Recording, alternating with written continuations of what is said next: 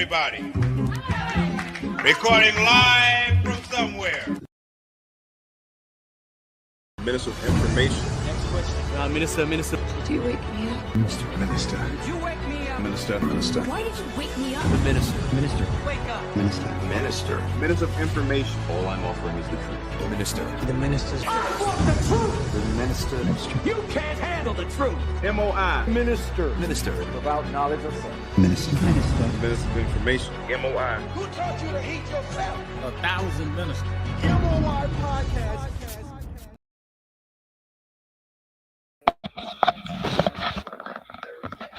Sure. Peace, everybody. What's going on? Man, listen, y'all here early as shit. I love it. I can talk my shit. Talk to my homegirl Bree back here. She was giving me some pointers and directions, man. Listen, let me clean my screen off right quick. I need to buy another camera too, though. Like any like another type of camera right here. This camera is okay, for the case is.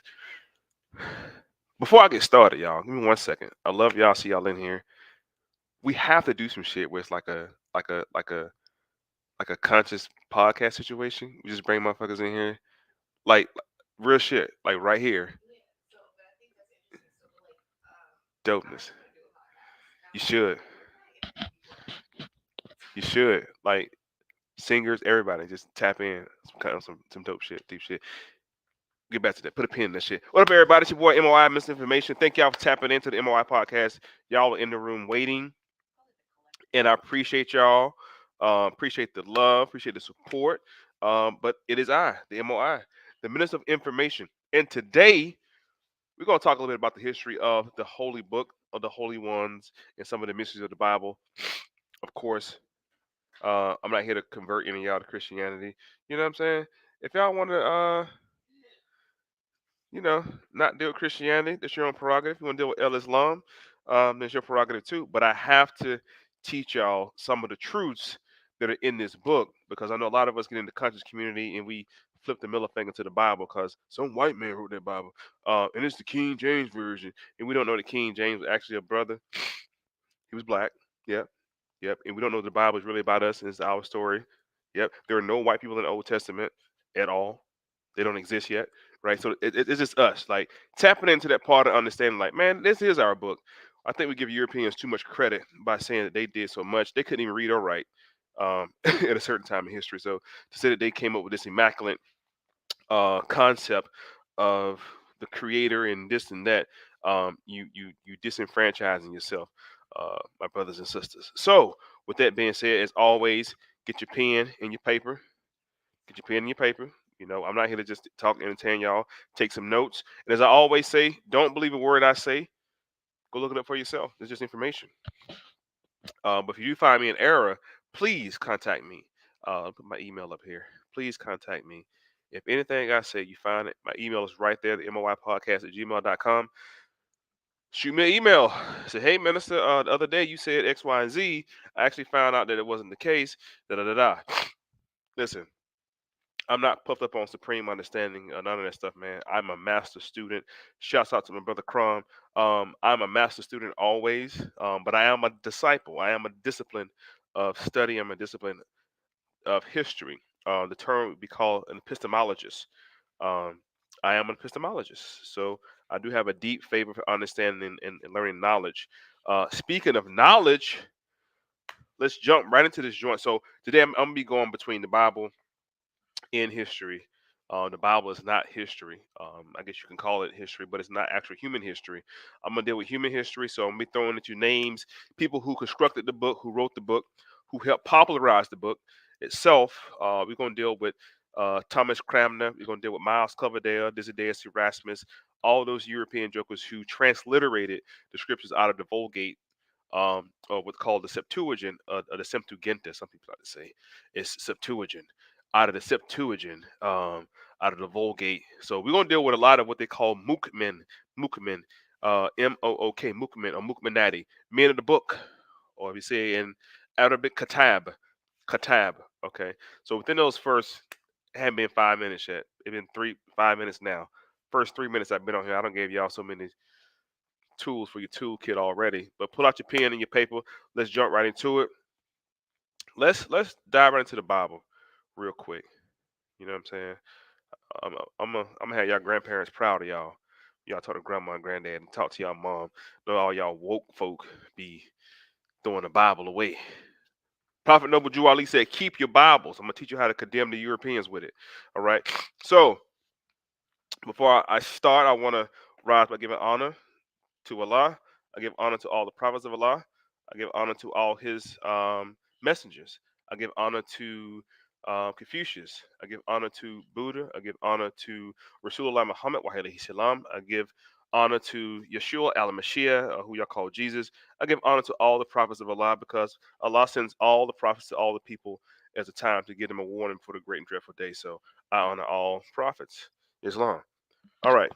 Um, I got some mores in here. I do. I do. I want to set this off right. Islam, sister, peace and love. I'm gonna do this right. All right, cool. Got a couple of L's in here. Who is Allah? Oh, sister, hit me with the who is Allah. Allah is the father of the universe. Can we see Allah? No, you can't see him. Where's the nearest place we can meet Allah? In our heart. Allah and man are one. When you see me, you see Allah. Allah only talks to man through man, right? And that's the part about reading this book. God only talks to man through man. God don't talk to you in the kind of way. God will make a person appear before you and give you a message. You never see him again. Like who the hell was that? And then they're gone, right? That's how God communicate. When we say God, we're talking about God, body, y'all. And when I say Allah, we already know, sis. I am God is 369. When I say Allah, I'm talking about arm, leg, arm, head. All right. And when I say Islam, I'm talking about I, self, law, and master. We don't deal with spookism over here, right? It's all wise, right, and exact information. So we're not talking about no spook in the sky.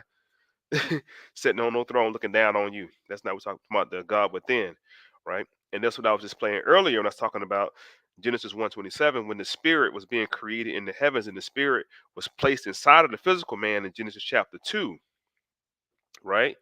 We hear the word Adam, but Adam means earth. It means ground. It's not a person. Talking about the Adamites or the Adama, right? So the spirit was made first, or the breath, which spirit means breath. When somebody tell y'all they spiritual and not religious, they're talking about their breathers, right? Which breathing is a great exercise to get into. You ever just breathe and give breath and you just breathe and you just breathe to the point you start crying? I did it. Like breathing. Ruach. Thank you, young brother. Payola, young Payola. Shouts out to young Payola for dropping on there. He paying attention. Uh, it's called the Ruach. That's facts. It's called the Ruach, right? So the Ruach was created in Genesis 1:27, and the Ruach was placed inside of the vessel, and it became what's called a Ruhukadus, or what's called a I said before in Asia they call it chi. It's the energy. It's that undiscerned energy that we have inside of us, right? So that chi, some people call it ka, ka. In ancient Yukupta, ancient Egypt, they call it ka, right? So once the ka goes inside of the ba, it becomes a kaba. And the thing that you want to create with yourself is called a merkaba, which is an elevated state of the Kaaba, right? So we're gonna deal with the Kaaba, we're gonna deal with the Merkaba, we're gonna deal with all the information you deal with. Young Payola, appreciate it. Is that also prana? Nah, not the same thing. Not the same thing, sis. Not the same thing at all. So let's begin off this in the book of Matthew's New Testament. New Testament was first put together or composed in 1516 by a man by the name of Desiderius Erasmus. Let's go find Mr. Erasmus real quick, family. Hold on. Right here. This handsome looking European fella right here, Desiderius Erasmus. Desiderius Erasmus transliterated the New Testament out of what was called the Vulgate. The Vulgate. You can take it back to what's called the Septuagint. I'm talking about different versions of the Bible too. I know the King James version is the only version that most of y'all know, and it's okay, right? That's why I'm here, right? So before you get to the what's called the King James version, you had what's called the Geneva Bible. You had the Douay Bible, right? You had the one that was written by a man by the name of Thomas Cranmer. We're going to talk about Thomas Cranmer too. John Wycliffe, the Wycliffe Bible is also one. Not the nigga from the fucking Lauryn Hill. Not him. Way before he came on the planet, but spelled the same. All right, so we're dealing with Desiderius Erasmus in the time of antiquity, 1516, 1519. right? And what catastrophic or great thing happened also in this time period? You had what was called the rebellion or the revolt by your boy Martin Luther when he nailed 95 reform theses to the church door, asking the church please to come back into the folds of the law and not go into the other way. So, but this is Deus Erasmus. And Deus Erasmus was an ex priest. He was a priest for the Catholic monarchs. He was a playwright. So because he was a playwright, guess what? He could write pretty well. Oh, English, thou, they, thou, thee. Wherefore thou art Romeo, right? Thou. He was a playwright. He was also a homosexual. If that matters or not, he was a priest. Of course he is, right? Yeah, crazy. All right, so this is my man Desiderius Erasmus of Rottingham. Those kind of names they had back then. Let's tap back in real quick. Book of Matthew 24, verse 4. We're talking about Jesus of Nazareth, aka Yeshua, aka Isa, aka Isa. All right. Or in Greek, his name would have been Jesus. And I gave y'all the breakdown on the word Jesus the other day. Well, a long time ago. I'm lying the other day. A while ago, Jesus equals to 888, which represents the 5 burning stars in the dragon's hand. I can show you that again. If we need to get into that measure, I can show you that again too. Do it again. Huh? Oh, Jesus. Jesus. Yeah. But it comes off the 7 burning candles, the menorah, the Jewish menorah. Do it like it's a whole cipher I do on there that gets you to 88 every single time. And we know 666 represents the beast, right? 6 protons, 6 electrons, 6 neurons, right? The only creature on the planet Earth that has those combinations of the Asiatic black man. And the question was posed by the Honorable Elijah Muhammad, wa alayhi salam. He said, "Who is the original man? The Asiatic black man, the owner, the maker, the cream of the earth, and the father of the universe." The owner, the maker, the cream of the earth. This goes back to Genesis chapter 2. The cream of the earth and the father of this universe. How many square miles of habitable land do we have on the planet? Something like 175 million square miles of habitable land. This is the knowledge they were speaking, man. Uh, not too long ago that the brothers, you have to know this. What's the day of mathematics, son? You have to know the day cipher. So anyway, it says in Matthew 24:4, while Jesus was sitting on the Mount of Olives, the disciples came to him privately. Tell us, when will these things happen? What will be the sign of your coming at the end of the age? Some books that say eon. An eon is an age. An age is approximately 1,266 ciphers, which gives you the full 12. We get into that later. But this is one of the ages, right? Now we could take this verse right here and also say, this is also spoken of dealing with ages. Jesus was foretelling and past telling of a time before him, a time after him to the disciples. Because after Jesus go on and say, follow the water barrier, which is the house of Aquarius. We know Jesus represents the house of Pisces. Before Jesus was the house of Aries, right? And before the house of Aries, we're dealing with the house of Taurus, the bull. And that's why in the Bible we talk about the children of Israel or the children of Jacob coming out at a certain time during the house of Taurus. Moses representing the house of Aries, and Jesus' forthcoming was the house of Pisces. Then the next age, which is the water age, Aquemini, Aquarius. This is the age of knowing, not believing. The belief stage ended with Jesus, right? The Piscean age ended believing. This age you have to know, and we're going to deal with knowledge and knowing rather than believing. Believing is for children. You have belief, faith, and fruition. We have to operate in fruition at this stage of life. We can't keep believing things are going to happen. Fruition is knowing it without a shadow. Like there is no doubt or contradiction is going to happen, and then you walk in that. You know how much power you have when you're able to walk in exactly what you believe. To actually operate, become operable in that, and not speculative in that. When you say a thing will be, and you walk as if it's already done, because it is done, and you go past it. So belief is just belief for the finite, family. Believing is for people who are not ready yet to commit themselves to the fruition. You got faith, but what did Jesus say about faith? Faith without works is dead. You got to work. Oh, I believe I'm gonna get X, Y, and Z, but you ain't doing no work. I'm not saying manual labor, but you got to do some type of work. You got to put in some sweat equity because that curse was on you with who? With Adam, working by the sweat of the brow.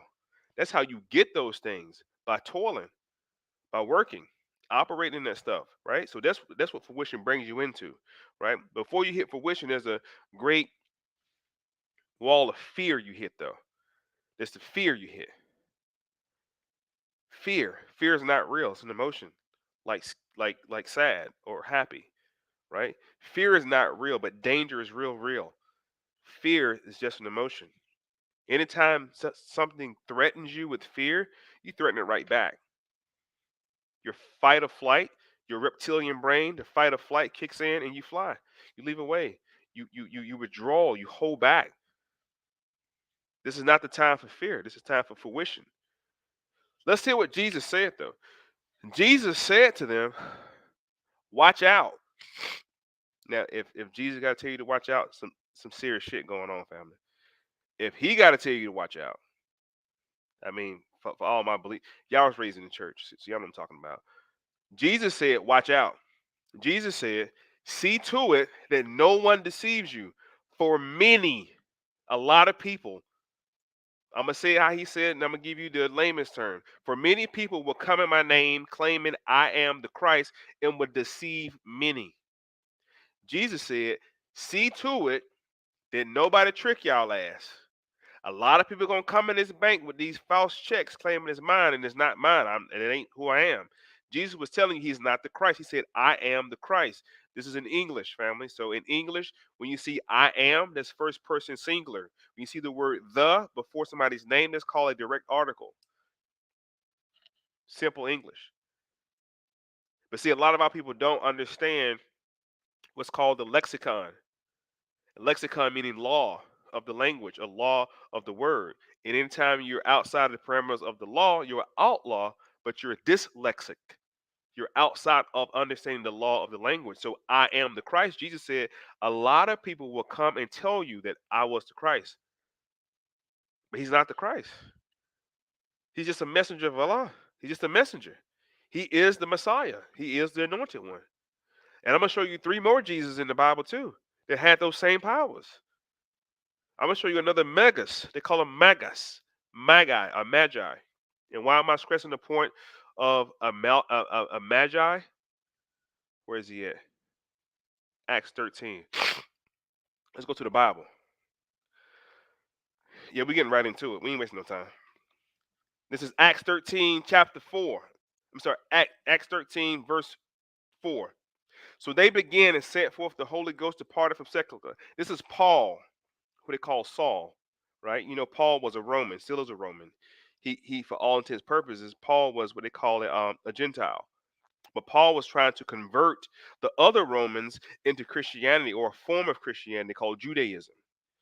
And these other Romans would not convert fully because Rome was of what they call a Hellenistic period. To be in that particular period of Rome, coming out of Hellenistic period, you had to come out of what's called polytheism, which is the belief of many gods.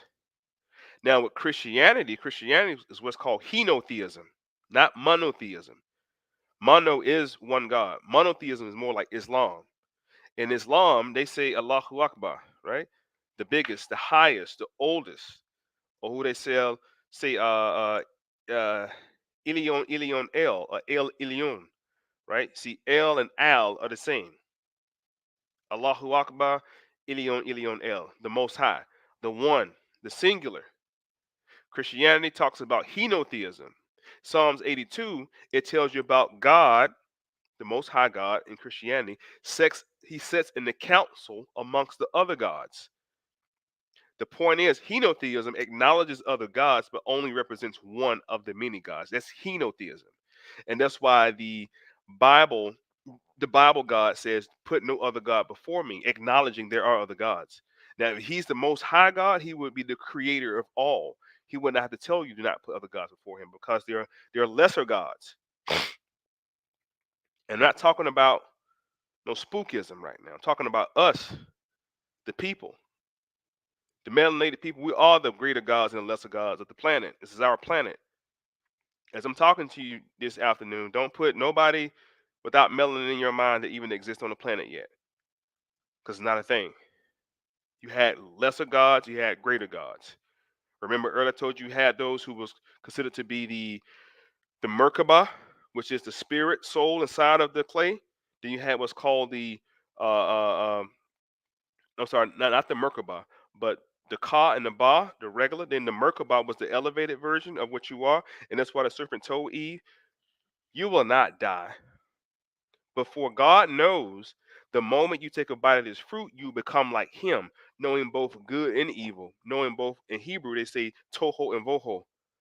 Knowing both, you will know both. You will be like God when you take of this fruit. I'm not gonna say apple because it wasn't an apple. Partake of this fruit. But we'll deal with that in a second. Let's read on. Let's learn about this other Jesus real quick. And when they had gone through the isles of Paphos, they found a certain sorcerer, a false prophet, a Jew named Bar Jesus. Wait a minute. Paul happened upon a individual by the name of Bar Jesus. He was a sorcerer, which at the depth of the country synagogue, Paulus, a prudent man, who called for Barnabas. Barnabas, there's a book of Barnabas too, of Barabbas, I'm sorry, book of Barnabas. And Saul had desired to hear the word of God. But Elmas, the sorcerer, withstood them, seeking to turn away in the deputy of faith. So Jesus, Bar Jesus, didn't go with Paul. Then Saul, who was also called Paul, filled with the Holy Ghost, set his eyes on him. So because he did not follow with Paul, here's what Paul said to Jesus, Barabbas Jesus, right? Or Bar Jesus. And he said, "O full of stability and all mischief, thou child of the devil, thy enemy of all righteousness, wit thou not cease to pervert the right ways of the Lord. And now behold, the hand of the Lord is upon thee, and thou shalt be blind and not see the sun for a season." And immediately there fell on his face in the midst of darkness. He went up to seek. Basically, Paul blinded the man. Paul blinded Jesus, Bar Jesus. Paul blinds Jesus. This is Bar Jesus now. Who the fuck is Bar Jesus, minister? Let's go deal with Bar Jesus. Elmas, also known as Bar Jesus, Bar Shama, in a Jew described in the Acts of Apostles, chapter 13, he is referred to as a magos, translation sorcerer. Look up the word magos. What does magos mean? Anytime you're reading, family, you get to a word you don't know what it means, you have to stop and look it up. Do yourself that favor and look up what you don't know. Don't just skip over the word and just go with the flow, because that word can be the key to understanding a lot of stuff. So, magos. Magos. Pull it up for y'all real quick. Okay. Y'all with me? Good. Magos in Greek, what does it mean? Magos, it means a magician, a wizard, a sorcerer. So Paul happens upon a gentleman by the name of Elmas, Bar Jesus. And the word bar in Hebrew means son of. Anytime you see the word son, bar, it means son. Acts 13:8 says Elmas, the magus, opposed him, and possibly derived from the Arabic learned or wise. You see that? The word magus means what? Learned man or wise man. Guess who came to see baby Jesus when he was in the manger? Guess who came to see baby Jesus when he was in the manger? Three wise men, three magus, three magicians came to see Jesus when he was in the manger. Christmas is coming up, y'all. The nativity scene, they're going to have these three, and one of them was a brother too, by the way, or more. These three magicians surrounded Jesus and gave Jesus gifts of gold, frankincense, and myrrh. Check out the elemental chart on what those three things means. How do y'all think Jesus learned how to turn water into wine? How do y'all think Jesus learned how to levitate? How did Jesus learn to raise the dead?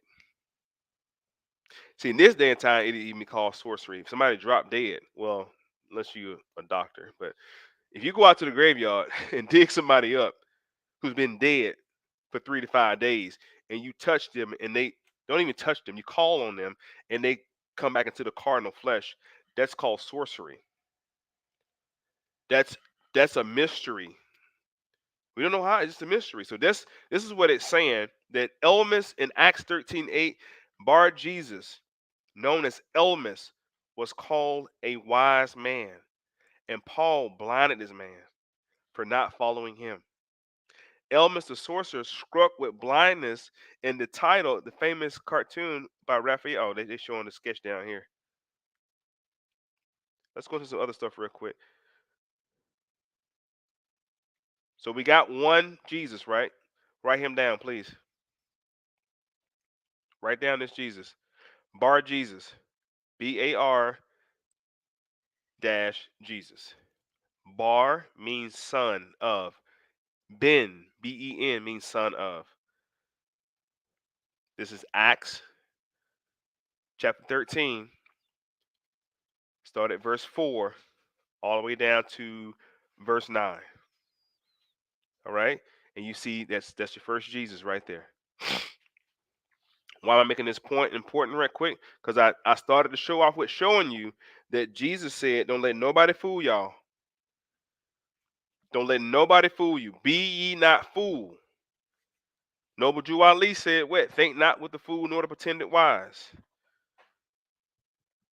For the lion knows not that the worm will devour him, and the ox knows not he being fat for slaughter.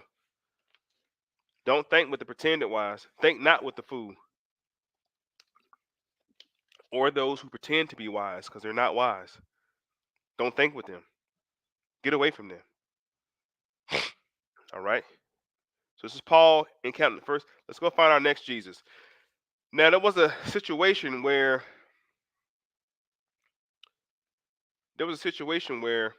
a story was told that Jesus was crucified.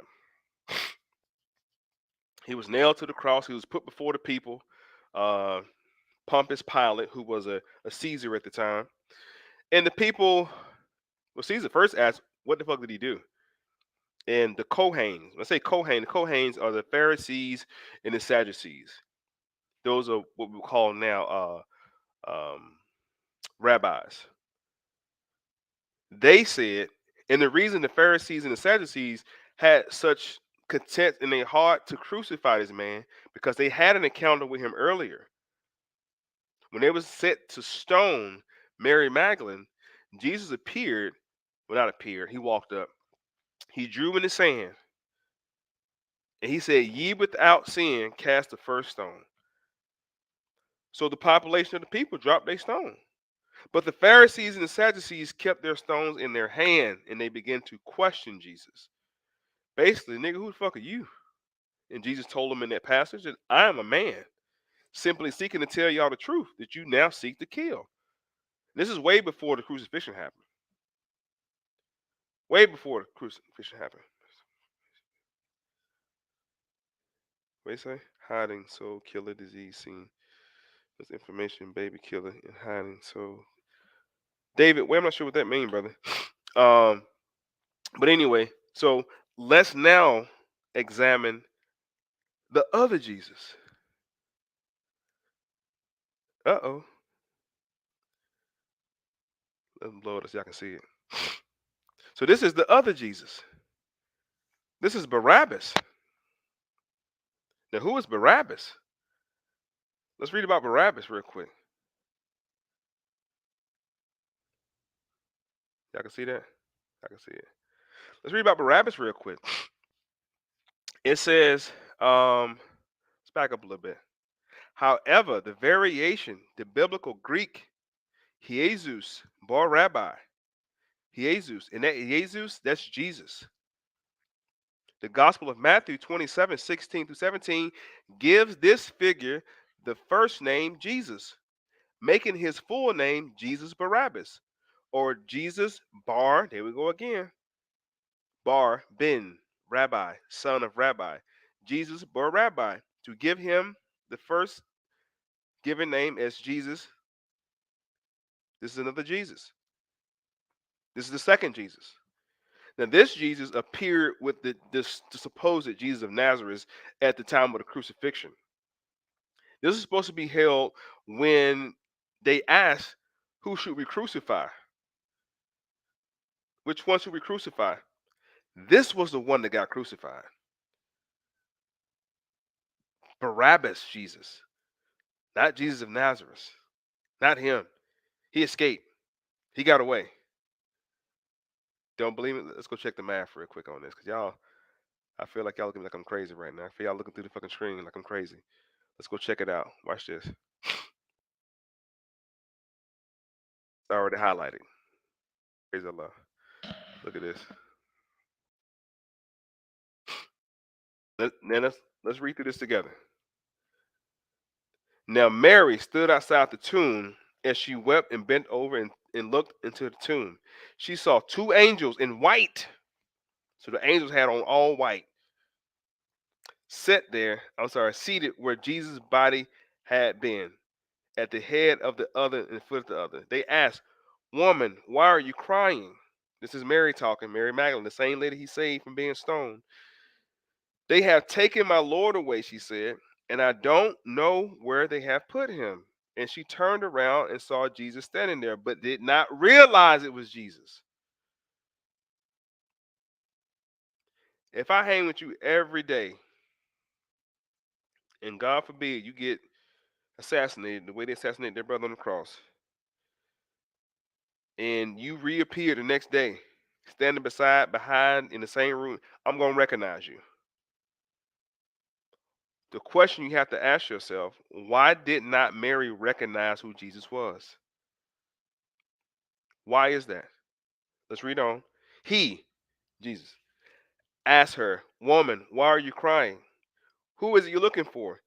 Thinking he was a gardener. Why would she think Jesus is a gardener? Because he don't have the all white on like the angels do. The angels got on all white.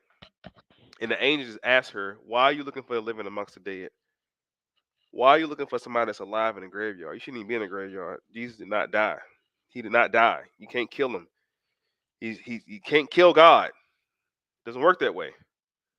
Now the other Jesus we just showed y'all, Barabbas Jesus, he got killed. Unfortunately, he was crucified. Barabbas Jesus, the one who cried out, "Eli, Eli," he was crying out to Elijah, right, on the cross. "Why have thou forsaken me?"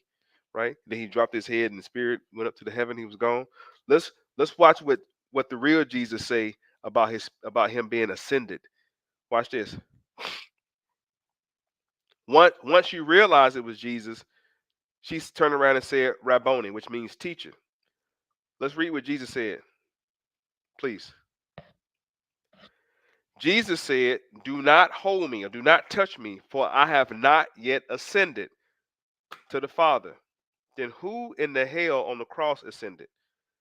Because somebody on the cross dropped their head and gave up the spirit, and they ascended. They died. But Jesus, the real Jesus, just said, "Don't touch me. I have not yet ascended. I have not yet gone anywhere. I'm right here, looking like a gardener." He was hiding. He hid himself. He didn't have the all white on because he didn't die. Remember in the Garden of Gethsemane, he just prayed about it and asked that cup pass him over, that he don't get crucified. Barabbas Jesus got crucified. So there's two Jesuses we're dealing with so far. We're dealing with Elmas Jesus, who Paul talked to, and we're dealing with Barabbas Jesus. This is all in your Bible. Now I'm going to show you one more Jesus, and we're going to move on. Oh, boy. You got to ask people, which Jesus you talking about? I believe in Jesus. Which one? Which one? That's the question you got to ask people.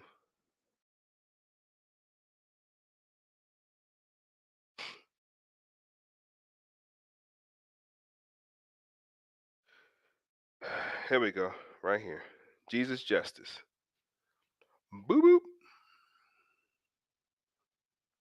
Now this Jesus is in Colossians 4:11. There's another Jesus. There's a whole nother Jesus we're talking about. I showed y'all the two. This is the third. This is the third one right here. So when y'all go talking to your grandmas and aunties and mamas, whoever this week, who we know still trapped into that cipher of Christianity. They're being tricked. They're being fooled to believe in something. Let's see what it say real quick. Jesus Justus was one of the several Jewish Christians in the church at Rome mentioned by Paul. You got to watch people who believe in Paul too. Paulism is what I call it. In the greeting at the end of the Epistle of Colossians, this is Jesus Justus, not Jesus, not the other Jesus. Paul just blinded it. Not that one. It is generally thought that Paul wrote Colossians while in prison in Rome, most likely during the AD during 50 AD. Of those, Paul, Justus, whatever it say, Aristocles, Mark, the cousin of Barabbas, Barnabas, the cousin of Barnabas. It's another book to read too, family. The book of Barnabas. Barnabas gives an account that Jesus didn't die on the cross at all. So we can pull it up. Barnabas. The way he wrote that Jesus didn't die on the cross. Now, this is not about nobody dying on the cross or not. This is simply about what I opened the whole situation up with by telling y'all, don't be fooled by nobody. Don't let nobody fool y'all. What's my phone at? And the only way you cannot be fooled is through knowledge, wisdom, will, and understanding. Through knowledge. And walk y'all through this knowledge real quick. We're gonna jump into the history. I wanted to set the tone for y'all while y'all getting y'all pens and papers out and taking notes, because don't believe nothing I'm telling y'all. Go read it for yourself. See how important knowledge is when it comes to what is written. This is a famous verse that everybody repeats and knows verbatim. It comes out of the book of Hosea, Hosea 4:6. It says, "My people are destroyed for the lack of knowledge. Because thou hast rejected knowledge, I will also reject thee. And thou shalt not be a priest to me, seeing how thou hast forgotten the laws of thy God, and I will forget your children." This is the Most High talking. You are destroyed because of the lack of knowledge. You don't know. You have not because you ask not. You don't know how to ask. You don't know where to seek information from.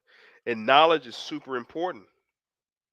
But I'm not talking about the knowledge necessarily of this dominion, of this earth.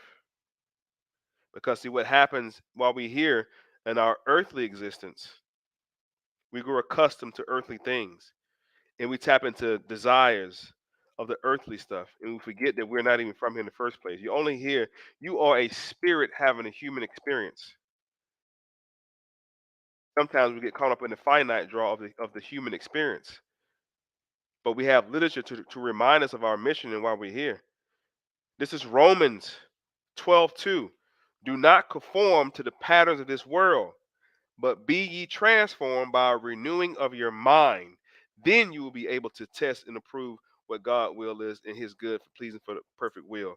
It says, do not conform to what's going on Instagram. Don't conform to getting the BBW, whatever y'all BBL, big ass, whatever they're doing. What the fuck they doing? Honestly, I have no idea what they're doing. I just see it in passing. But it's saying don't conform to that, y'all. Don't do what they do. This is really what it's saying. Don't do what they do. Because this world that you live in currently, that we call Earth, or Tiamat, or Q, or Urantia, or whatever the intergalactical names you want to call it, I can call it all those intergalactical names. And where it sets and where it resides, and we reside in what's called the second heaven, right below Shemquel, the third heaven. We can go into all those realms. You know, people people talk realms, people talk transition, people talk dimensional stellar travel. They don't understand the intergalactical laws of travel. and how to get there and how to come back. I'll tell you a good movie you should check out. You should check out Doctor Strange, the last one I just put out. The multiverse, right? And without spoiler alert, they they kind of give you a glimpse of there's ver- many versions of yourself that exist in it's a multiverse. We talk about a universe, a one. There's a multiverse out there where you exist in several different life forms. This is just one life form that you're living. This is just one way you're living. Imagine if you knew that you existed in seven different dimensions. Some dimensions you are female, some dimensions you are male, some dimensions you're white, some dimensions you're black, some dimensions you're tall. It's not even the spacesuit I'm talking about. It's the energy that has been spliced to exist simultaneously with one another. It's when you come into alignment with all of those existence. That's the higher consciousness. And the word consciousness didn't get popular to about 8, 9, 10 years ago in the black community, for real, for real. Oh, I'm conscious, I'm woke, I'm conscious. Cool, it's good. Now that you woke, let's learn. Let's have some understanding. Let's exercise wisdom, will, and love, and understanding. Let's operate in the five highest principles known to man. Let's operate on those. Always be on your five. Multiverse. Imagine if that happened. But for this purpose, because you only exist right now in the physical, in this world that we call Earth, it tells you do not conform to the patterns of this world, the trends, the fads, what's hot today, what's hot tomorrow, what's in. You're not here for that. You're not here for that. But it tells you if you want to transform your life, if you want to elevate your life, you have to renew your mind. Renew your mind. A new way of thinking, a new way of being, a new way of existing, new environment, new people, new everything, new habits.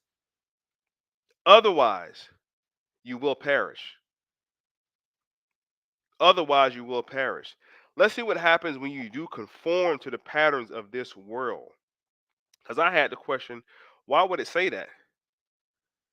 Why would it why would it give you a warning about conforming to this world? Well, here it is. 2 Corinthians 4:4. Who governs this world? Who governs this sector of what's called the multiverse? Y'all read it for yourself. Corinthians 4:4. Satan is the God of this world. He has blinded the minds of those who don't believe. They are unable to see the glorious light. The light is the energy. They are unable to see the glorious light of the good news. They don't understand the message about the glory of Christ and who is the exact likeness of God. They don't understand. Brother said, from this world, but not of it. That's true. That's true. Solo 500. Peace and love, brother. How you doing? Satan is the God of this world. Well, here's the question I had for myself when I read. I said, Satan is the God of this world. Whoa, wait a minute. Wait a minute. If he's the God of this world, then what? What the hell? Why aren't we told that? Why are we left to suffer and figure out that you can have heaven on earth? When Jesus told you the kingdom of heaven is not above, it's not over here, it's not upside that, it's within you. Why have we been made to believe that this earth is anything else? This world, we see and the sister said this earlier about people starving and war and just pestilence and evil. They don't drop the damn Dahmer movie on everybody. Just the pure evilness of this world. Of this world. What the sister just said. Yeah, that's right. When I say Satan, it's about no spookism. This is your lower self. Those who operate in their lower selves are the gods of this world. That's why there's so much lower self stuff going on. We talk about low vibration, which is negative. What does lower self breed, sister? Everything that comes to rob, kill, steal, loot, take. That's the lower self. Satan, who is the god of this world, has blinded the minds of those who don't believe. Now let's back up this verse with another one. That's Corinthians 4:4. Let's back up one more verse with that one real quick. Where is it at? That's not it right there. Hold on. I think it is Matthew's.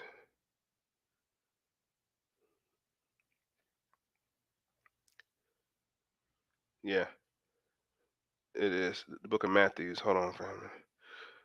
Chapter 4, we're going to start at 3.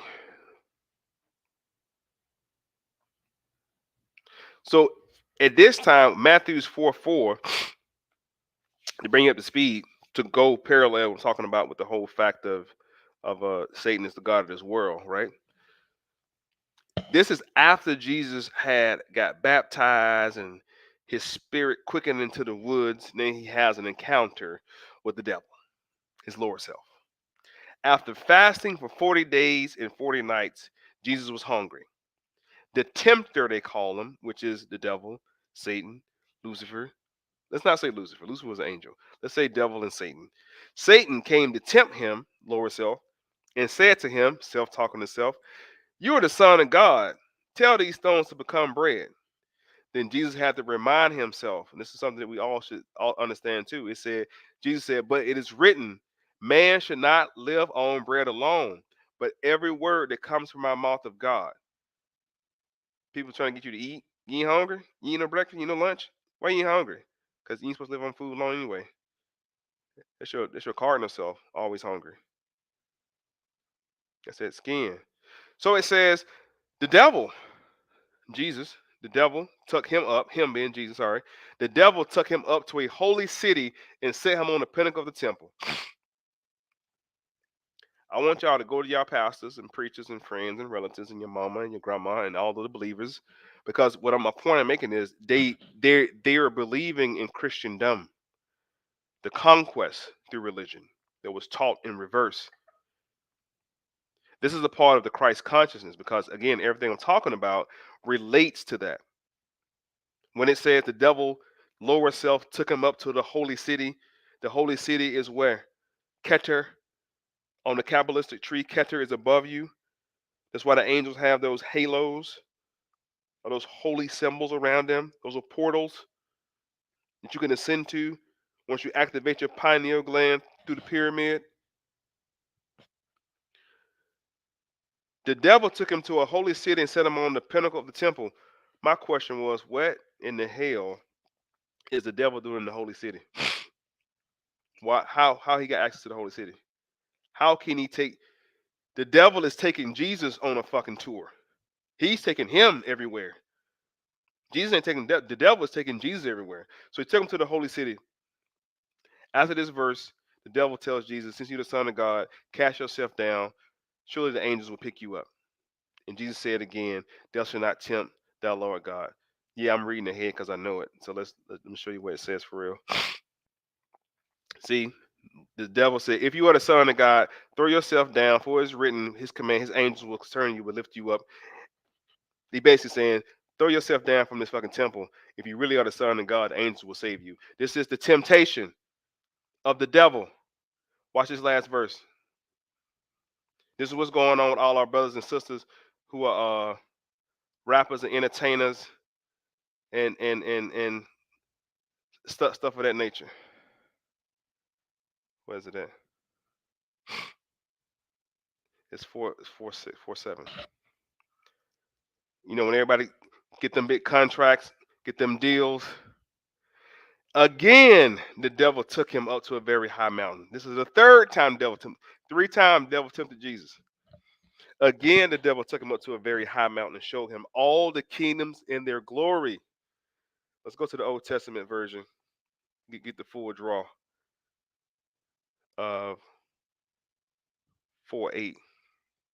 Let's get the full draw of 4:8. Matthew's 4:8. Go look it up, family. Stay with me.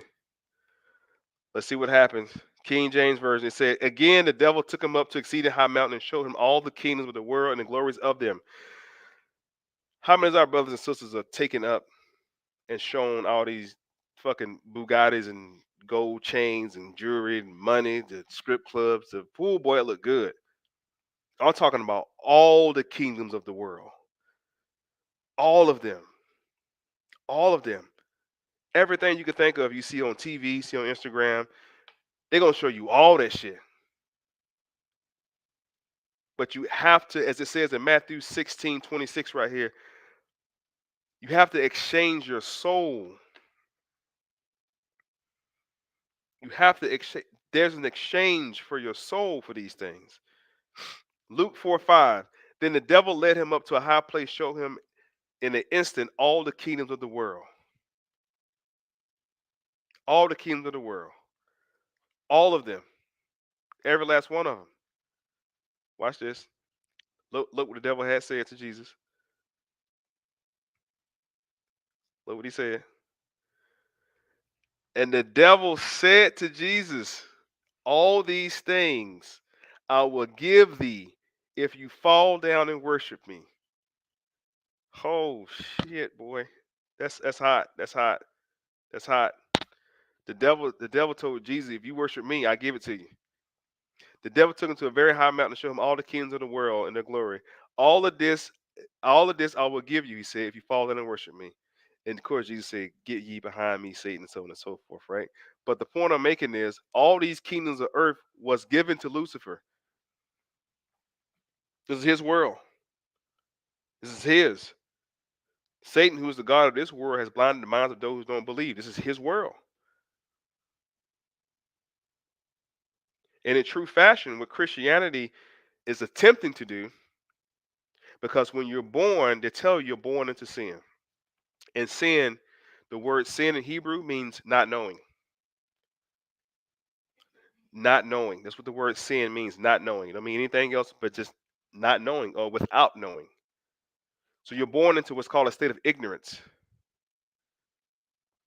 You're born into a state of ignorance. And you don't know. And you're kept into this state of ignorance of not knowing. And they keep you steeped in this not knowing information. But we see a situation in the beginning of Genesis.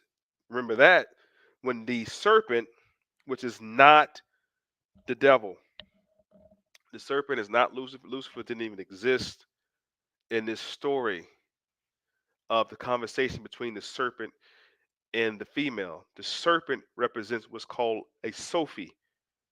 A Sophie, Sophia, wisdom, enlightenment. We refer to as the Kundalini serpent. The serpent was having a conversation with Eve, or a seraphim. Let me pull it up for you real quick. A seraphim and a cherubim.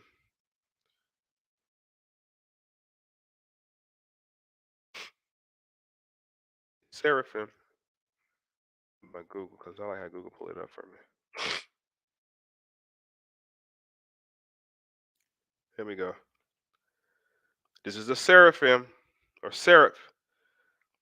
This is what Eve was talking to in the garden right here, family. Give me a second, blow it up for y'all. This is what Eve was talking to in the garden right here. A seraphim.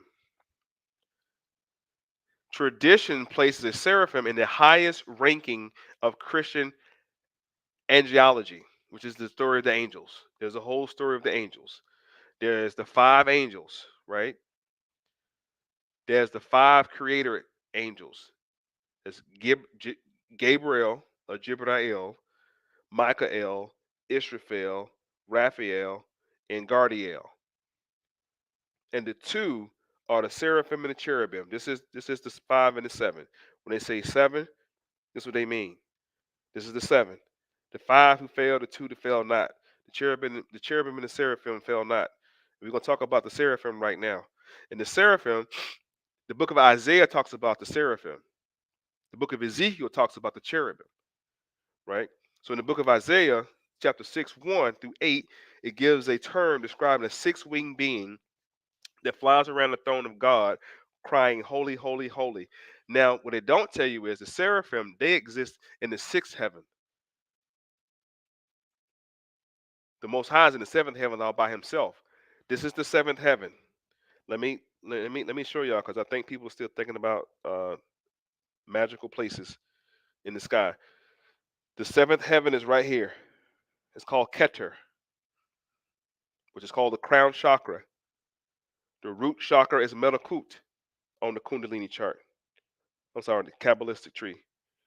So we operating up here. But most time when you're talking stuff, you're talking good sense, people say, "Oh, they went over my head." Of course it did. There was the language of the gods. Another god heard you though, right? You have to bring that stuff down, the information down, so it comes down from the holy city here to here. And every gland that you touch in your body is a chakra point. So the first gland, when the information comes down from the heavens, it hits right here, which is called your pineal. You got your pineal gland, the thymus, the hypothalamus, the pituitary. These are all glands inside of the brain. It's supposed to open up. Your brain is divided into two spheres. We only operate on one sphere. They tell you that. You only use 10% of your brain. By them telling you that, you settle for that. Oh, really? That's it? You have no inquiry to activate the other 90%. Activating it. Matter of fact, watch the movie called Lucy. Prime example of the movie Lucy, where she was able to open up 100% of her brain, and she became what was known as God consciousness or Christ consciousness. She became all, everything.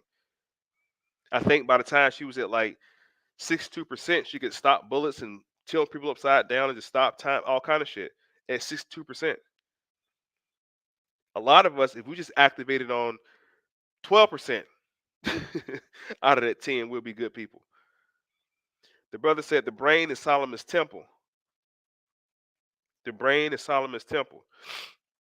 Young Payola, why is the brain Solomon's temple? And this is a very interactive. We've got a couple more minutes before we cut off, but this is a very interactive too, by the way. So I want you guys to keep chiming in and talking to me. There's a lot of y'all in here. Holla at your boy. Young Payola said the brain is Solomon's temple. What makes the brain Solomon's temple? And I'm glad you said that. All praise to Allah for you saying that. Let me write this down right quick. You said Solomon. Solomon. I'll put Solomon on paper for y'all. The brother said Solomon's temple. Solomon. Now you know, speaking that particular language, you have to operate in what's called the abjad, right? The abjad. A-B-J-A-D. Abjad, right? And with the abjad, we're going to remove all the vowels, which are the O's. That leaves you with S-L-M-N. This is Solomon without the O's, the vowels in there. Y'all see that? There we go. Now each O represents air, phosphorus, and mercury. Not the planet. Relax. These are the elements in your body. The three elements in your body. Three elements in your body. There's a grid by a protractor, which is used by variance of degrees, S-L-M-N. Right? This will be found on YouTube too. My breakdown of Solomon's Temple. The Solomon's Temple. The brain is not Solomon's Temple. I see how you come up with that information, but the brain is not Solomon's Temple. The brain is bigger than Solomon's Temple. Way bigger. So anyway, this is a seraphim. This is the serpent in Genesis chapter 3, the seraphim. That's how they look. They got 6 pair of wings, 2 to fly with, 2 to cover their feet, 2 to cover their eyes. This is what Mary saw when Jibrail came to see her. And Jibrail scared the bejesus out of her. Well, she didn't have Jesus yet, so can't say that. But scared the hell out of her, really, until he incarnated himself into men. Now, these cherubims, they also have the ability to reincarnate themselves into human beings. I feel like y'all think I'm crazy. Let me show y'all. Abraham to the three angels. Genesis chapter 18. Genesis chapter 18. And again, the Lord appealed to him in plain of Merah, and he sat in the tent during the heat of the day. He lifted up his eyes and looked, and lo, three men stood by him, and he saw them and ran to meet them. Watch what Abraham tried to do when these three men appeared. Because these three men, these three angels, three gods, I'm showing you how y'all are God.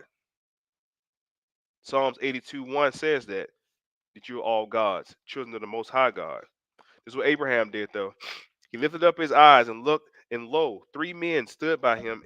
And when he saw them, he ran to meet them in the front of his tent and bowed himself to the ground and said, Lord, if I have found favor in thy sight, go not, I pray, to thy servants. Abraham seen these three. Watch this now. Let a little water, I pray you, be brought, and wash your feet and rest yourselves under the tree. I will bring a morsel of bread that you may comfort your hearts. Afterwards ye shall go your ways, and therefore ye are come to your servant. And they said, do even as thou hast said. Abraham made a haste, went to the tent to Sarah, said, make once ready 3 measures of fine meal, kneal it, make cakes. And Abraham ran to the beast, took a tender calf. They about to eat hamburgers. Watch it. Watch. I'm a chef. Watch the ingredients Abraham said to make. I'm a fucking chef. Watch this now. Make some bread. Call them cakes. Make the bread. He got a cow, took a tender, good calf, gave it to the servant who hasted to make it ready. They butchered the cow. He took some butter and milk of the calf he had prepared and set before them, and stood himself under the tree. And they did eat. So these three angels came to see Abraham. They incarnated themselves into men, and they sat down and they had a hamburger and some milk. That's what it said: bread, cow, cheese, milk. They had a cheeseburger with a glass of milk. That's what the hell it said right there. Y'all saw it. I'm not making this shit up. Thank you. The brother said he recalled on the whiteboard. Yeah, I broke down Solomon's temple before. So anyway, these angelic beings have the ability to reincarnate themselves into human beings, and these three individuals became human beings. Right here, seraphims, and that's who Eve had a conversation with. That's what Eve had a conversation with. Do you see what they're saying? In Hebrew, the word seraphim means burning and is used 7 times throughout the text of the Hebrew Bible. As a noun, usually denotes serpent, twice in the book of Numbers, once in Deuteronomy, and 4 times in Isaiah. The reason for the word burning was also denote a serpent is not universally agreed upon. It is due to certain snakes' fiery color, or perhaps the burning sensation left in the venom bite. Regardless, the plural seraphim occurs in both Numbers and Isaiah, but only in Isaiah is used to denote an angelic being. A serpent in the book of Genesis did not mean a fucking snake. We confuse the word serpent because a serpent is also a dragon. But understand what types of dragons they are, because a dragon was called a worm. A worm. Let me show you. And the most popular worm that y'all know is Godzilla. See that right there? These are called worms or dragons. A serpent dragon. This is why in Genesis the Most High said, I'm going to take your legs away. Not the fact that snakes never had legs. Y'all gotta cut this crazy shit out and read and study.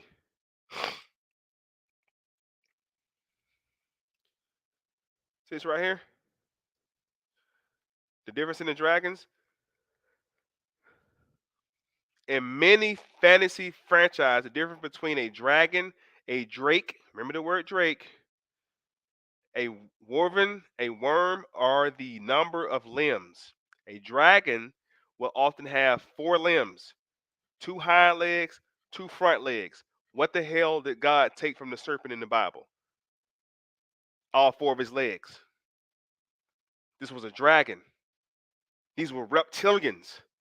You have to understand when before Adam and Eve was created in the book of Genesis, there was water. We don't get to all that, man. We'll just stick with this right here. That's a whole nother situation. Anyway, this is a worm. Godzilla is also a worm. Some worms breathe fire, some don't. You've never seen Godzilla fly. You can't find me a Godzilla movie with Godzilla flying. And he had wings too, baby wings. Find me a video of Godzilla flying. You will not find it. It doesn't exist. How did Godzilla travel? You always seen Godzilla coming out the fucking water. He traveled through wormholes under the water. There are other dimensions and worlds under the water. Many more. Several more dimensions and worlds under the water. Godzilla will always travel under the water through wormholes. He was a wormhole. Young Payola said, "Damn, brother, you sharp. You fucked me up." But hey, brother, I'm just here to share the information, man. Some gonna get it and some won't, and that's on them. I'm gonna be obedient and do my part, but they can never say they didn't know. They can never say when they make it to wherever they're gonna make it to, and they had the answer for what their atonements, and they say, "Didn't you know I was alive?" You be like, "I ain't know." Remember that one time their brother had you on live? He was telling you that, yeah, I thought he was just bullshitting though. No, he's telling the truth. That's why everything I say resonate with what y'all talking about, because the spirit of truth. I speak not one time have I spoken myself. I don't speak of myself. I take you right to the scriptures and right where it's shown at and let you read it for yourself. Pastors and preachers don't do that to you. They cherry pick what they want you to understand out the book, and then you just go what they say go with, and then lo and behold, hey, it's up to you. But I would question him or her, not disrespectfully, respectfully. Have a comment. I did with my pastor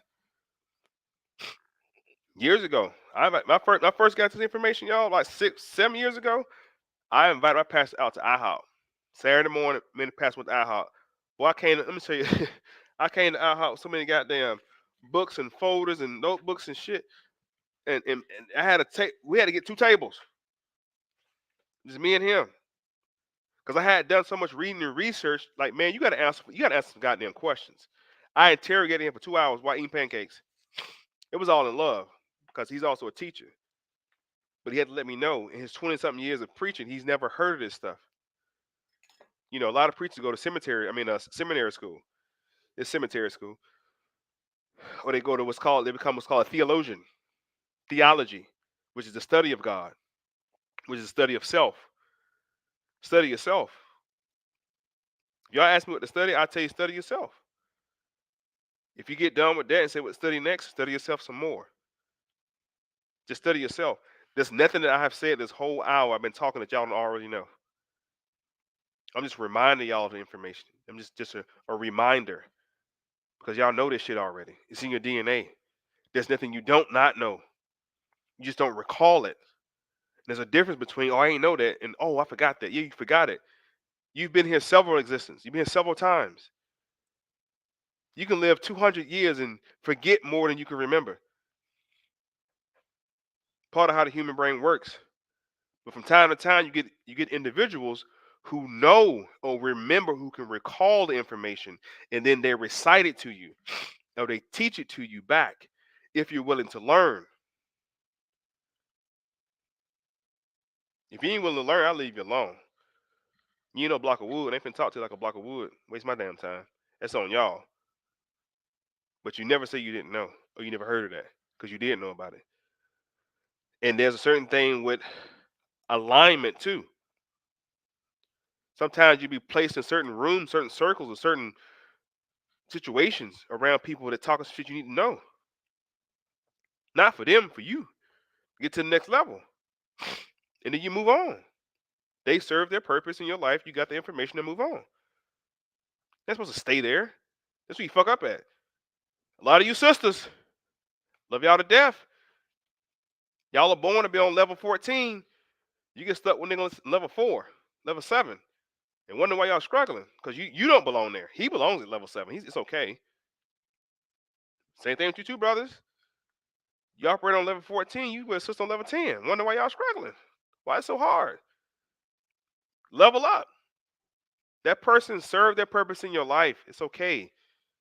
You ain't gotta kill them or get rid of them. Just the next level don't require everybody came with you, can't go with you. Put it like that. Let's keep it in that term. Everybody that comes with you can't go with you. Again, watch the movie Lucy. I think her brain hit like 60 something percent. She really tapped out of what's called human emotions. It wasn't no more pain. Like she got stabbed, just took the shit out of her arm. Like, what the fuck is this? There was no crying. I think a roommate, somebody was crying. She was like, "Bitch, what are you crying for?"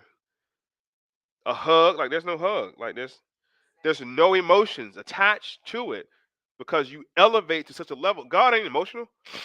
You want God consciousness? You can't be so emotional like a human. Those are human attributes to be that emotional, family. To be that emotional, and that's what the movie displayed. Even when you watch your boy, I just said the movie earlier, Doctor Strange. It's the same concept that they're showing you. Like there is everything deal with emotions is a physical attachment. It's physical. Emotions are physical attributes. Some people detach themselves while they're here from emotions. And you're like, that's a cold hearted motherfucker. And he cold or she cold. Ooh, she cold as hell.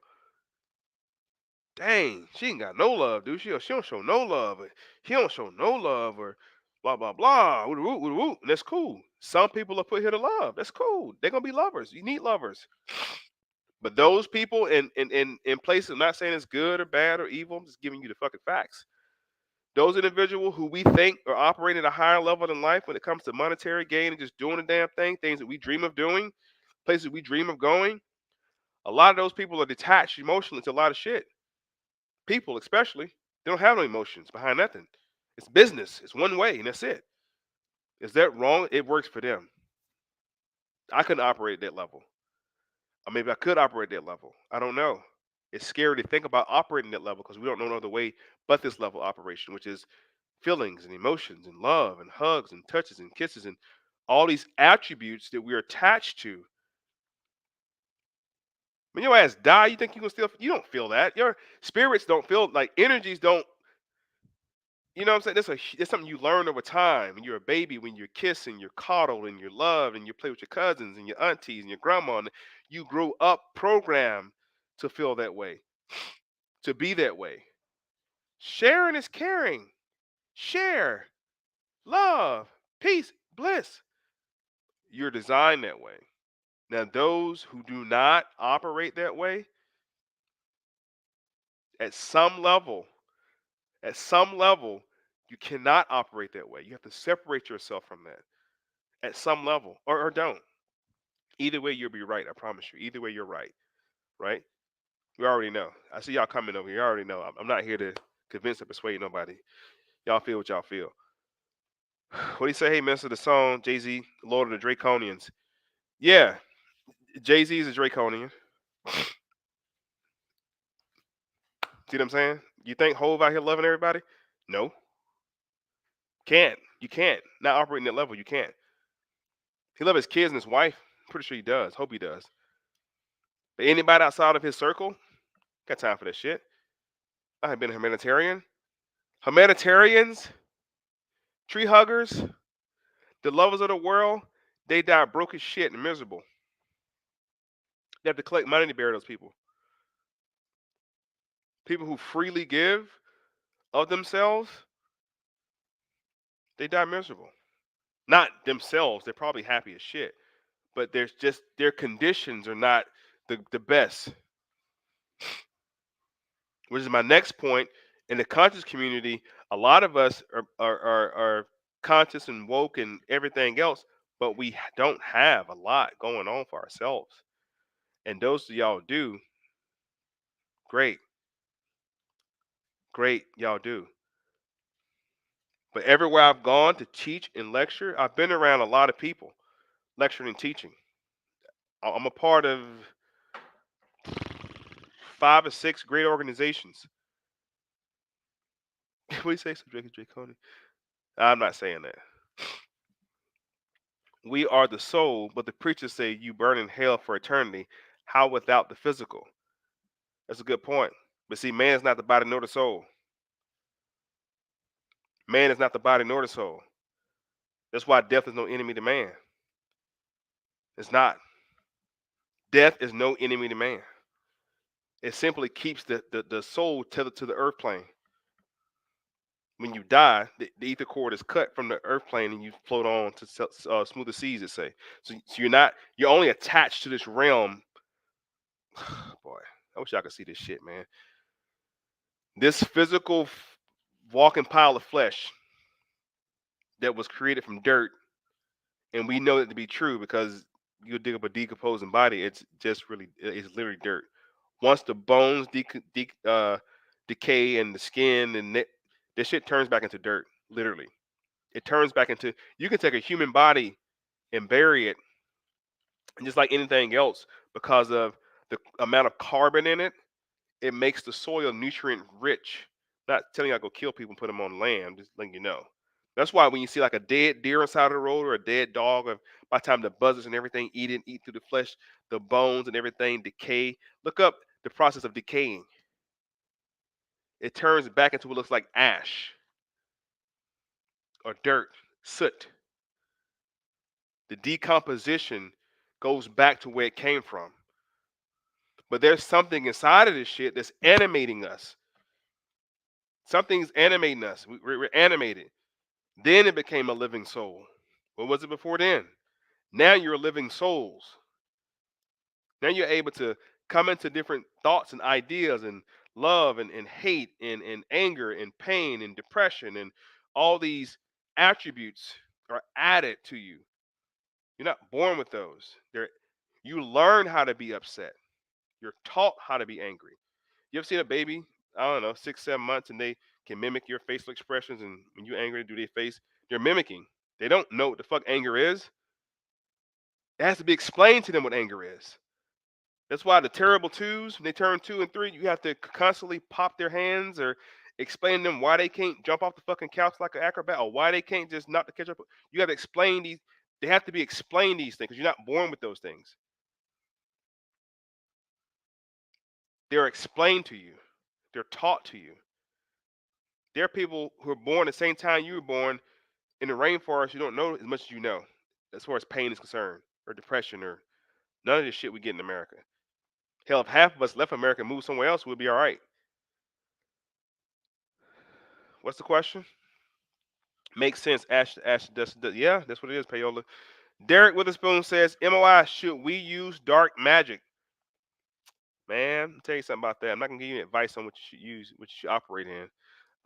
You have to deal with what resonates with you the most. If magic resonates with you the most, tap into magic. Understand the different realms of magic, right? Understand the different levels of witchcraft, because you have the green magic, you have the white magic. So just understand what it is. And you're really not, when we deal with magic, you're just dealing with the parts of the imagination. You're dealing with the parts of the mind, right? When we say illusions and make stuff, nothing fucking disappears. It's a solid object. You just put it somewhere else. But to trick the mind and the eyes, magic comes from the word imagination. You spell imagination, IMMA, right? GI, Jishin, nation. Imagination is part of the magic. You take the C off of magic, you get the word magi or magus or sorcerer. Earlier, right? That's the word magus or magi comes from, the word magician or magic. It's dealing with manipulating the ethers. It's having power. What is power? Well, knowledge is power. Knowledge is not power. Knowledge is not power. The application of knowledge is power. I know people with doctor degrees and master degrees ain't got no power. So it can't be knowledge. It's how they use it that gives them the power. But what is power? Power is the ability to defy phenomenon and make it act in a desired manner. Power is the ability to defy phenomenons and make it act in a desired manner. It's your ability to shift the ethers right before other people and before yourselves to manipulate the ethers into whatever you want it to do. That's magic. When we say dark magic, white magic, light magic, there is no such thing. When we say dark before the word magic gives it a sense of spookism, mystery. A tall, dark, and handsome. Like it's just an adjective that gives another level to it, right? Magic is magic. Dealing with magic though, is always your intent that's behind it. What do you intend to do with it? Do you tend to cause harm? Tend to prosper with it? I know a couple of brothers who's into Wicca and their wives, plural, are into magic. The witch. I know a couple right here in Atlanta. A couple of real witches. Matter of fact, this brother and his wives they've never worked in like 7 8 years, like a physical job. They practice a lot of sex magic, a lot of money magic, and rituals. I mean, their crib is laid out like a fucking monastery. But they're really into it. Like you really have to. If you're not in tune, you have to really sage yourself before you walk in their front door. They got crushed red bricks in their front door because they don't allow. They're really into the whole situation. They got a lot of running water in their house around them because certain spirits don't like running water. The power of compelling. That's the first trick I learned was compelling. That was years ago. It worked too well. I didn't believe in it. The brother taught me the power. This is what vampires do. You see it in movies when vampires stand on one side of the room and the woman just look over there and just kind of float across the room. That's the power of compelling. You can compel another person. The thing is, they have to be interested in you already before you compel them. But what I learned about the power of compelling is it releases something out of them that you don't want to deal with. It's something dark in them, dark in a sense of hurtful or pain that's within them that releases itself, just unknowingly to you. So the female that you compel, typically they're super emotional. We call super emotional, overwhelmingly emotional about something, right? They having a hard time letting go of past trauma or something that happened, or they're very fearful of something, right? This is the mechanism that you trigger by utilizing compelling. And once because I was asking about like, damn, I've done it like maybe 4 or 5 times when I was up in Virginia. I'm like, man, you girl be tripping, man. I'm picking the wrong ones. And he explained the other side of the magic. Like, nah, it's just what's already in them that they're releasing when you do that. It activates something. Again, that's the woo of magic when you manipulate stuff and you really are taking things out of an order they're not supposed to be, right? So if things have a certain order, by doing magic you're manipulating the order of things in order to bring it to you. But the thing about it, you will never be able to hold on to it. That's why you constantly have to be practicing magic constantly, because you can never hold on to that one thing that you're practicing for, right? Money magic works, sex magic works, but whatever you ascertain in that spell, you can't hold on to it. And some people, this brother and his wife, they go to the next level. They got pentagrams or pentagrams and hexagrams. Pentagram, which is 5, it opens the portal. The hexagram closes the portal. The sixth star closes the portal. The fifth star opens the portal, right? But they all into that. So can you get it? Hey man, do what you do, brother. Do what you do. Just be safe doing it. Thank you. I appreciate y'all. And this is about my time, man, with the 1 hour, 30-minute mark.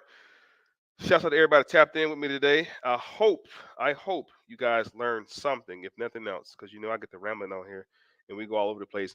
We did not get a chance to get into the actual historicity of the Bible, um, which is the Coverdale Bible, Miles Coverdale. We didn't get into Desiderius Erasmus. We didn't get into John Wycliffe. Next time, what's happened to the council meetings, the Council of Nicaea 1 and 2, the Council of Ephesus, the Council of Chalcedon. We'll talk about some key players and key things that happen. I got my notes right here. We have monothelitism, monophysitism, diaphysitic, We're dealing with Justinian 1, which is the Justinian calendar, of course, the Gregorian calendar, Julian calendar, with that kind of information. We deal with the paintings of Christianity, dealing with Philippicus, and something called iconoclasm was introduced by Empress Irene of Odysseus, right? So we'll talk about some of the things that led up to the Holy Wars in 1080, 1090, dealing with Rashid, dealing with it's a lot of people, man. It's a lot of history, y'all. Just a lot of information. How do I know this stuff? The shit just came to me. All right, I can't explain it no better than that. I know it. I know it in order too, which is a really cool thing, man. If you like this, like it, share it. Be sure to subscribe. Listen, I need 1,000 subscribers. I'm trying to monetize this channel by the end of the year. I'm almost there. Y'all will get me there too, and I appreciate y'all. Y'all keeping me lit. Share it. Tell a friend. If you want to make a monetary donation, there's the Cash App there below on the marquee. Donations, big or small, tithings and offerings. Tithings and offerings, people. Bring all ye tithings to the storehouse. Do a man dare rob God? They just scare the hell out of niggas in church. Niggas pull out money like, you know, you start doing offering. Like, I ain't giving no fucking money today, man. I gave money last Sunday. And the preacher say, do a man dare rob God? You get, oh shit, let me give him $5. You get scared and put the money in the pot. Did you know that verse talking to the priest? He wasn't talking to the people. God was talking to the priest. The priest was actually taking the tithing and turning to intemperance. Why do the preachers try to fool us with this shit by making us think we robbing God? Like, God don't need no money. All right. So anyway, we said, can we get the lecture on who was first between the Sumerians and Egyptians? Yeah, I'm gonna bring the good brother back on for that because he loved the Sumerians. Y'all know I'm team Egypt all day. So that might be the next lecture. The next lecture might be different between the Sumerians and the Egyptians. I'm team Egypt. The Sumerians, they came a little bit later. A lot of their shit came out of Egypt. I mean, even their gods and their deities came out of Egypt. All right, let's be clear about that. But when you say Egypt, you have to say ancient Egypt, brother. Okay, young Payola, put ancient Egypt on the front of that, brother. Because just saying Egyptians, that can go anywhere. They can go to the Greeks, anybody. But ancient Egyptians, right, or pre-dynastic period, that's going to deal with a different group of deities like Shu, Geb, Tefnut. It's going to get into Aset and Osiris, or who they call Isir, and of course it gets into your boy, the Jesus of that time, or Haru or Horus. All right, and they were all brothers and sisters. Tahuti or Thought were all brothers and sisters. Their daddy was Geb and Shu. All right, that was the Enads, right? The Ungog, which was later, which is what everybody talking about now, Mayat and all that shit. That was the later deities. They were called the Ungogs. The primordial deity was called the Enads of the Nana-Sin. And that's where the Sumerians got their Nana-Sin from, dealing with Marduk and Inca and Enlil and all that intergalactical shit over there they got going on. All right. So peace and love. Mesopotamia dynasty was first. You see, sister, I'm about to kick your ass off with that bullshit. Mesopotamia was not first. It was not first. Mesopotamia is Africa, though, just so y'all know. But if y'all want to drop a donation, man, hit your boy up right here. Be sure to share this, save it, lock me in. I'm on here today with a stuffy nose, but I still wanted to do it, and I got through it, so I'm proud of myself for doing that. Nah, I'm cutting you off. You said Mesopotamia was first. You better recant right now. Okay, you meant Kemet. Thank you. You back. All right, you back. All right, y'all. Peace and love, peace and light, peace to the planet. Again, it's your boy M.O.I. I'm out this piece. From somewhere.